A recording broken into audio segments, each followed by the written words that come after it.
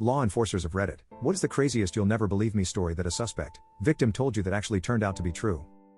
Not official cop work, but very related. I used to be an instructor for the security forces, USAF cops, students in training. I was a firearms instructor, but we dealt a lot with dorm inspections and all that other fun stuff. Well, this one kid kept falling asleep in class.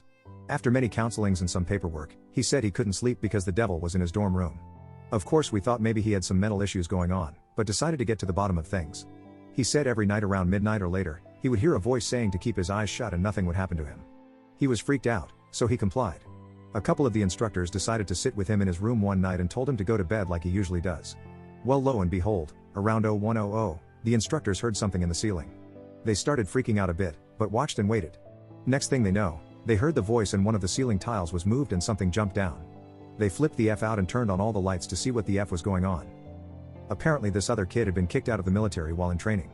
He didn't want to go home and face his family, so every night he'd go into that kid's room, scare the crap out of him, and then take some food or whatever and stretch his legs a bit.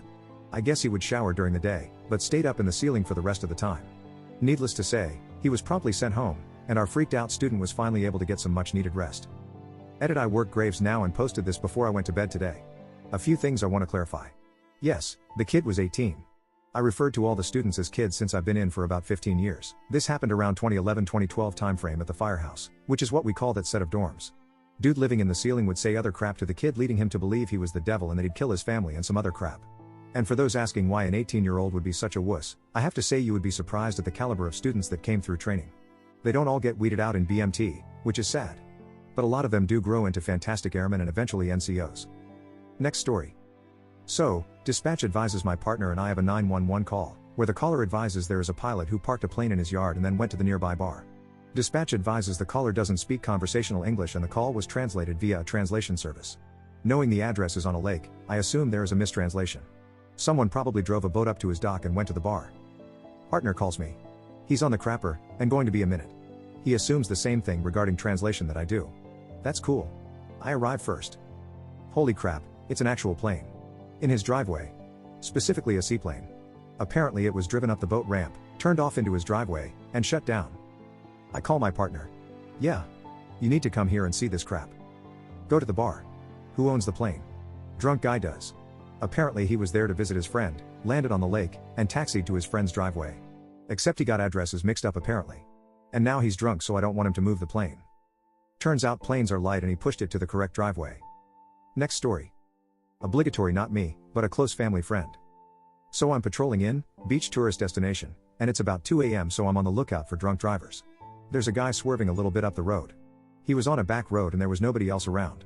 I decide to check it out, flip on the lights and the guy pulls over immediately. I start chatting with the guy and he's slurring his words. Cop, where you coming from? Guy, just heading back to my hotel from the beach. Cop, any reason why you're swerving? Guy, I'm on some medication from a surgery I recently had and I'm pretty tired. So I'm thinking, okay buddy. I grab his license and registration, I run it and it comes back clean. I take a look in his backseat with my flashlight on the way back. Not only is there 2 30 packs of beer in the back seat, the floor is absolutely littered with empty beer cans. Cop, so what's with all the beer in the back? Guy, well, my neighbor really likes that brand of beer and he was house sitting for us, so we are bringing some back to him as a gift. Cop, so what's with all the empty beer cans on the floor? Guy, well, while we were at the beach the other day we saw a part of the beach that was trashed. I couldn't leave the beach like that. Cop, alright buddy, you need to step out of the car. So I make him take a breathalyzer and he blows 0.000. So I make him blow again, 0.000. Keep in mind this guy is slurring his words left and right. So I ask him if I can take him back to the hotel and I'll drive his wife back to pick up his car. He agrees. I get to the hotel and the wife was worried sick because he had been out so late. The wife confirms that he's on medication. He goes to sleep and as the wife and I are walking out, I start questioning her. Cop, I saw a bunch of empty beer cans in the back seat. He drink a lot? Woman, oh no, he insisted we spend an hour of our beach trip cleaning up the beach. He wanted to drop off the cans at the recycling center before we go back home. He doesn't drink at all. Cop, interesting, there was 2 cases off beer in the back seat. Woman, oh yes, my neighbor absolutely loves the beer. Can't get it where we're from. Easily the most surprised I've ever been. Edit, it was not the medication making him swerve. He was very tired. Hence why he was driven back to the hotel and not arrested. The medication only made him slur his speech. Yes, it was youngling. Next story. 3 years ago, working in our civil department. Landlord wants his tenants out, says the usual things that set off the BS meter. They're drug users, criminals, thugs, keeping a prisoner in the mother-in-law suite. Landlord himself is a slum lord, says outrageous stuff for all of his tenants he wants to evict. Turns out that it was actually true in this case, partially. The tenants were a man and his elderly mother. They were keeping the man's developmentally challenged brother padlocked in the mother-in-law suite of the house with no plumbing or electricity. This family had been doing a rent-to-own thing with the landlord for 10 years or so, and only recently stopped paying. Turns out that they had been feeding the brother through the mail slot in the suite's door, and the interior had no furniture besides the most disgusting mattress you can imagine. We don't know how long he had been kept in there, but I have never seen a more revolting place in my entire life. Next story. These are not my pants. As we were cruising around town, we spotted a guy, Jim, wanted for questioning in relation to breaching an intervention order. He was in the passenger seat of a car with some other guy we didn't know, Bob. We pull the car over, arrest Jim, and put him in the back of our car. As we're searching his car and Bob, Jim was one of our local drug dealers, I find a point of ice in Bob's pocket. So I'm telling Bob he's under arrest for drugs, and he looks me dead in the eye and says, "Officer, I swear to God, these are not my pants." I almost laughed in his face. "You can't be serious. That's the best you can come up with?" But again he said, "I swear to God, these are not my pants and that's not my drugs." Apparently Jim and Bob had a big night drinking at Jim's house and Bob had misplaced his pants before passing out. When they woke up, Bob grabbed the first pair of jeans he found and drove Jim into town for some Macca's, totally unaware of the drug in his pocket. A likely story if I ever heard one. So I open up our car and ask Jim, "Are they your pants?" "Yeah, they are." He couldn't find his own.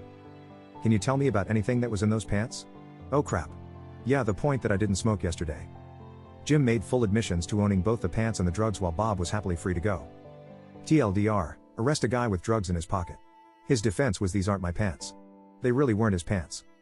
Next story. My dad was stopped just outside of Detroit in the early 70s, flying down the highway in a Boss Mustang. Cops said it's either stolen or repossessed. Which is it? My dad was a repo man, and it was a repo. Wish I could have seen his face. No ticket. Edit, I should have been more clear due to the title, but I'm not a Leo, so no idea why he didn't get a ticket. Obviously, repo men are subject to traffic laws. I suspect it's something about repossessing cars in Detroit proper in the early 70s, not an ideal worksite. Next story. A frequent flyer would call in at least once a week telling us people keep wanting to have sex with him and won't leave him alone. We would send someone out there and he would always be alone, and it would be unfounded. One night he called and said he was at the store and a man keeps asking to have oral sex with him. We go out there and nobody else is there, but he said the person left and gave us a license plate number that had a local address. We went out there and the address was for a funeral home, the vehicle was a hearse, and the hood was still warm. After talking to the mortician, he confessed to soliciting the guy. For once the guy was telling the truth.